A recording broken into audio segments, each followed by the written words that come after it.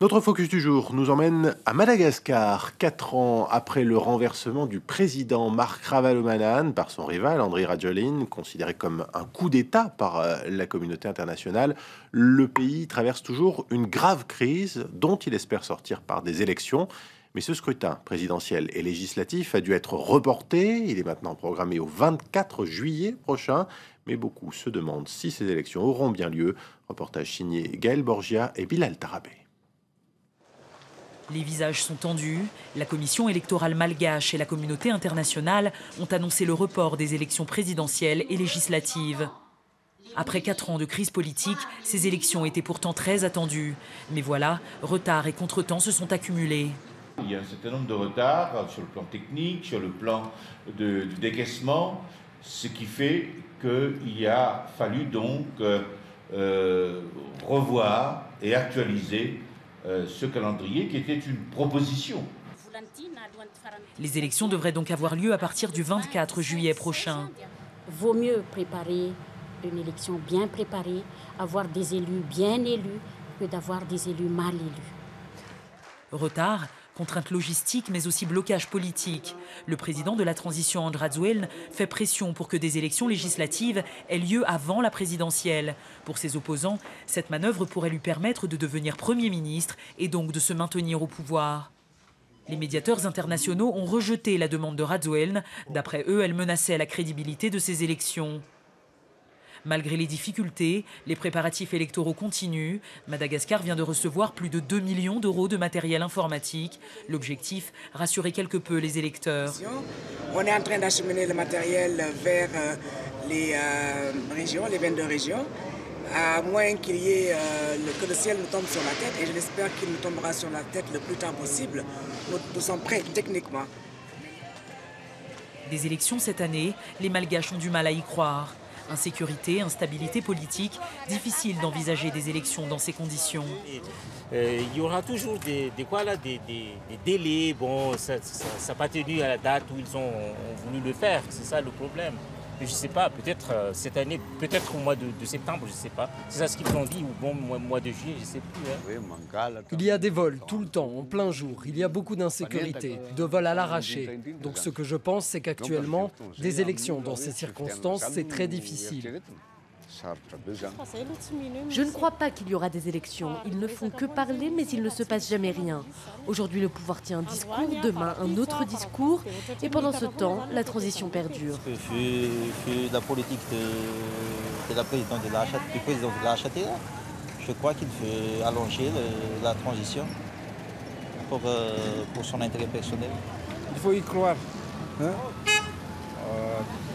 disons qu'on en a marre. Alors que le pays peine à retrouver la voie de la démocratie, c'est toute une population qui s'enlise dans la pauvreté. Voilà, et on se retrouve juste après ce reportage à Madagascar et nous sommes en ligne avec la correspondante de RFI dans la Grande Île, Anna Sylvestre.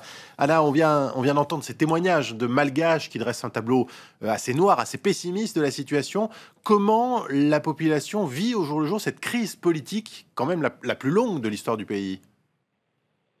Oui, eh bien, la population, elle la paye au prix fort, cette crise. Cela fait maintenant 4 ans qu'ici, tous les indicateurs sociaux sont au rouge. La pauvreté a énormément augmenté. Aujourd'hui, 80% des Malgaches vivent sous le seuil de pauvreté. Car ce qu'il faut savoir, c'est que depuis le coup d'État, les subventions internationales sont suspendues. Tous les secteurs subissent des coupes sèches et beaucoup d'entreprises étrangères ont quitté le pays. Des dizaines de milliers de personnes se sont donc retrouvées au chômage et ça se voit partout. Dans la rue, le nombre de mendiants et de vendeurs ambulants a explosé. Les conséquences de tout cela, ce sont l'insécurité et la corruption. Elles ont augmenté de façon alarmante. C'est aussi le développement de trafics en tout genre, bois de rose, tortues, lémuriens, pierres précieuses. Tous sont vendus, sont exportés illégalement. En Saint-Vincent, depuis 2009, en moyenne, les Malgaches vivent de moins en moins bien. Voilà, donc pour les conséquences très concrètes de cette crise politique qui dure maintenant depuis 4 ans, 4 ans d'enlisement, pourquoi cette crise dure-t-elle si longtemps, Anna ? D'abord parce que cette crise n'est que la dernière des crises politiques malgaches. Depuis l'indépendance, elles n'ont cessé de secouer le pays. Alors, dans ce contexte, mettre en place une feuille de route de sortie de crise et un gouvernement d'union nationale a été très compliqué. Il fallait que les adversaires d'aujourd'hui, mais aussi d'hier, se mettent d'accord. Cela, rien que ça a pris 2 ans.